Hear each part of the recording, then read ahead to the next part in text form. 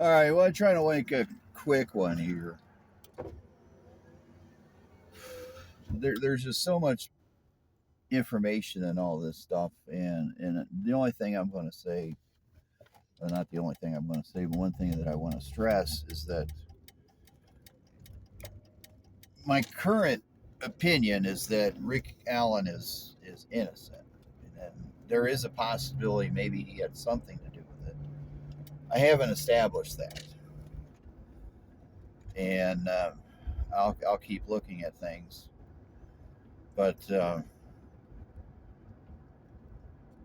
I guess the one thing that I want to say is I'm going to follow the evidence, and if it turns out he's guilty, he's guilty. I'm not going to stand up and try to change anything that's not real, that's not the truth. But it's going to be a search for the truth. And the one thing that happened last night, I was watching streaming of the one gal that does stuff on YouTube, and got a chance to see a better photograph of that pistol they supposedly uh, picked up from the warrant service of the house. And if you remember the interview, we know when you got your pistol, your firearm. We know when you got your gun. And I have a problem with experts that call things guns. A tank is a gun. Battleships have guns. Call it what it is. Firearms, firearms. Pistols, revolver, whatever. It's a firearm. So I'm gonna stick with firearm. So sometimes I'll call something a gun, so it's synonymous. So I'm not gonna get hung up on that anyway. I'm digressing. It's been a long day.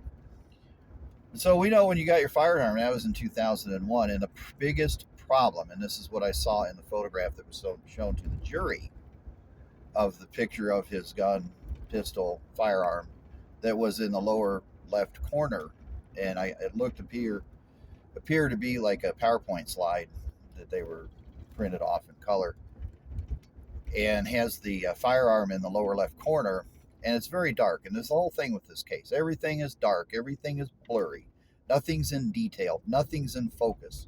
We have a car driving down the road that's so blurry you can't tell what the heck it is. Oh, but we saw daylight coming through his wheels, coming through his tires. Well, if you have daylight coming through his tires, that's pretty bad. But daylight coming through his wheels, okay, so what? Like a Toyota or a Subaru or a Honda or anything else that has aluminum spoked wheels of a compact, I don't know if you call that compact or a crossover SUV. I'm not exactly sure how you term these things. I mean, I had an SUV. It was a 1978 Chevy Blazer. To me, that's an SUV. A full-size Suburban, uh, a full-size Ford Explorer, a full-size uh, Ford, what is it, Excursion? I think it was an Excursion. Yeah, I was out one day with some other guys. Ended up driving that thing backwards at well over 45 miles an hour. Did a reverse 180 in that, and never want to do anything like that again. That's a SUV. I don't know what you call these things. Crossover, compact, whatever. Ford Focus, special edition. It's got aluminum spoke wheels. So we saw daylight coming through wheels. That's like saying we know it was your truck because the tires were black. That is ignorant. So anyway, so you got the photograph of the one firearm down in the lower left corner, and trying to look at it. I enhanced that photograph a little bit, and I'm thinking that's Generation 3. Supposedly he bought his in 2001, which I believe was still 2000 Generation 2. No, that was Generation 3. And then I see the photograph last night that's of it laying on the bedspread. And you got somebody that's so lazy you can't even smooth out the wrinkles on the bedspread. Come on, guys. Really? Seriously? But there you got a photograph of the holster, the magazines, and all that stuff. That's the E2. That's the Generation 3 6-hour 226 prior to Generation 4, which is now all made in the United States. The serial number starts with a U. The ones made in the United States starts with a W, UU. And then 3 digits and 3 digits. That firearm is made in 2010. That firearm is made in 2010, not 2001. And then you look at the bullet. They call it a bullet. It's not a bullet, it's a round. It's an ammunition round. That bullet that they say is the bullet is patterned after the Black Talon round. The Black Talon round was manufactured from 1991 to 2000. In 1993, there was a shooting in San Francisco where 15 people lost their lives, and the perpetrator used the Black Talon round. And it was after that that Winchesters no longer sold that round to the general public. So that's a little bit of history on that round. 2000, it went out of production. Believe it was 2002, because now you're talking about 9/11. 9/11's happened, and now near the end of 2001. So you're talking early September 2001 is 9/11. And now we are gearing up for the global war on terror. We are changing our stance on crime. We are changing our stance and being more aggressive against nasty, dirty people. And Winchester comes out in production of the Black Talon round again, but they do not call it the Black Talon. It's the Ranger Series T series. So it is Ranger T series round. It's bonded ammunition, bonded lead. So the lead stays with the copper as it peels open. It has 6 petals, and at the tips of each petal is rounded. It's the only round made like that. Now, I'm not to say that maybe there's somebody out there making copies, but I carried a 40 caliber Glock, and I had the Federal. I carried Federal. So that was a hollow point with a hardened post. That is a law enforcement only round. And now you get to the Winchester T series. That is a law enforcement only round. There's just too many anomalies with everything here.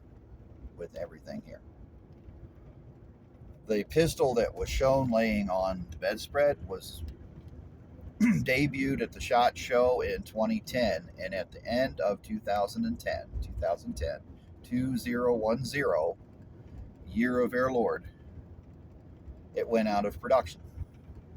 You know it's a Generation 3 because in that particular one, it has the short recessed trigger, where all the other triggers, if you look from Generation 1 on back, and I think, did I just say that? Generation 3. You know it's a Generation 3 because it has a short reset trigger. And so from Generation 1, it had a ribbed trigger. The face of the trigger was ribbed. Generation 2, it was smooth. And on that particular firearm in Generation 3, they returned to the ribbed trigger face. So the face of the trigger had like these little ribs on it. And that's for tactile sensation and, keeping your finger planted on the trigger and all that good stuff. It's Generation 3. So I don't know what to make of that. But what you told the jury, what the jury was shown, what the jury was told is not correct. And it wasn't that, oops, we didn't know. Because you're talking about the state police and everything else. And you have the CSI tech that doesn't make mistakes. So obviously she knew this then because she doesn't make mistakes. So then, big question, was that done deliberately? You have a round that is not typically owned by civilians in a keepsake box, and it's sitting straight up, except the other photograph it's leaning over, and then the other photograph it's leaning but not as much. And then the thing of it is it's going to fall over. So they placed the bullet in the keepsake box, took a photograph, and it fell over, and oh crap, we got to put it back, take another photograph of it. Oh, we got to do it again, put it back in the box, photograph it again. Is this what was going on? Yeah, Mr. Baldwin is correct. It's a time for journalists to start being journalists. There's a whole bunch of stuff going on here. Just too much stuff going on here. And that's it. That firearm was produced in 2010. It was only produced for 1 year. That is the Model E2, Echo 2, produced for 1 year only in 2010.